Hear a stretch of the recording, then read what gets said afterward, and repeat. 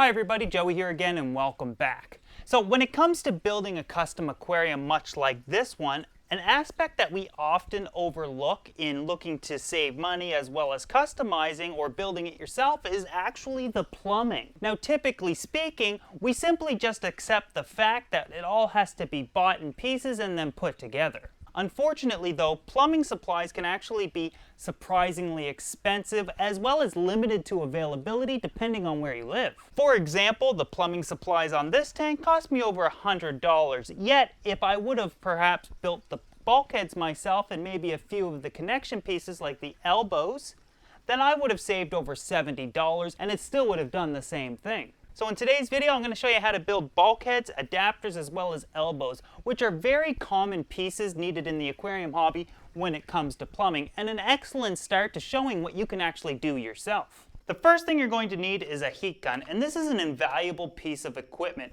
I've used it on things like my 3D backgrounds, acrylic, as well as PVC for the most part. But it has many other uses as well. I picked this one up for $10 on sale, down from $15 at Walmart, about 5 years ago. So it's certainly not going to break the bank, yet it has many uses and it will last you a long time. You truly don't need anything fancy. Other options could be to use a hair dryer or even your oven, but they don't really give the same results, so I would avoid using them. If you haven't guessed it by now, we're going to heat the PVC up to turn it into a softer or more flexible material to get it to do what we want.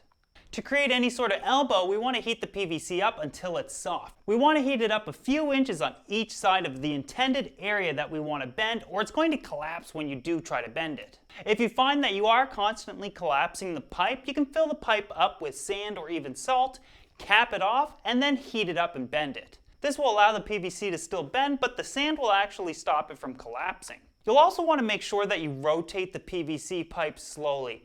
The time it's going to take to heat it up enough to bend it depends on the thickness of the PVC as well as the size of it. You're going to have to experiment a little bit and try it for yourself. This is also a project that'll work on any sort of PVC pipe as well as ABS. Wearing thick gloves is a must as the PVC gets hot, and this is a hands-on job. What I like about it is that if you make a mistake, you could simply heat the PVC back up and start over. Now once you do create that bend, hold it in place for about 30 seconds until it hardens again. The next thing you might want to build is actually an adapter, and these are typically used to connect two pieces of PVC pipe. However, if we heat the end of one PVC pipe, we can actually slip it right over the other one, and you'll want to do so by at least a full inch.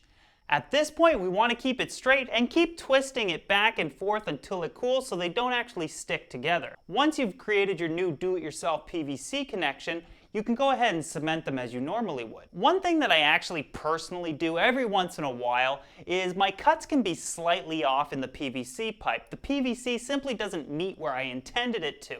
It's always at this point where I run out of PVC parts and or adapters and PVC connections. So I will combine heating the pipe up and make them meet, followed by heating one end and creating my own connection or adapter. Now this only takes a couple of minutes and I save myself some PVC parts as well as time and money. Now something you actually might be wondering is this going to be as strong as a regular PVC fitting? And the answer is yes, it's just as durable. In fact, I've done this with pipe up to 2 inches wide and ran a few thousand gallons through it for over a year and it was completely fine.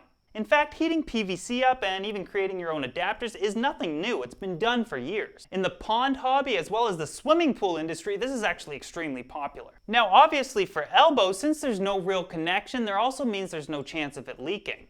Essentially, one less thing to worry about. Plus, in most cases, the softer curves allow for less restriction of the water flow. So heating PVC up can really come in handy when it comes to plumbing your aquarium. However, there's still many other uses, and I plan to show you a few of them in future videos. When it comes to bulkheads, I actually routinely pay $10, $15, $20 per bulkhead depending on its size. However, making your own is actually easier than it might sound. All you really need is a male and female threaded adapter. If you can find them so that there's actually a lip on it, this is all you need. This will do the same thing as a regular industry bulkhead, however, these only cost about $1 each and come in pretty much any size and color. All you need is a gasket, which I bought 4 for $1. So in all, I can create any size bulkhead up to 2 inches for about $2.25.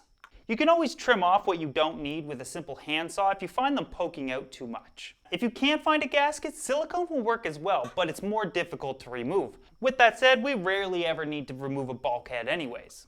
So that was it, a very basic introduction to creating some of your own plumbing components for very little money, and at times even a better solution than buying and installing PVC parts. Anyways, I hope that you guys enjoyed the video. I also wanted to thank you for watching, and I'll see you guys next week for a new do-it-yourself project.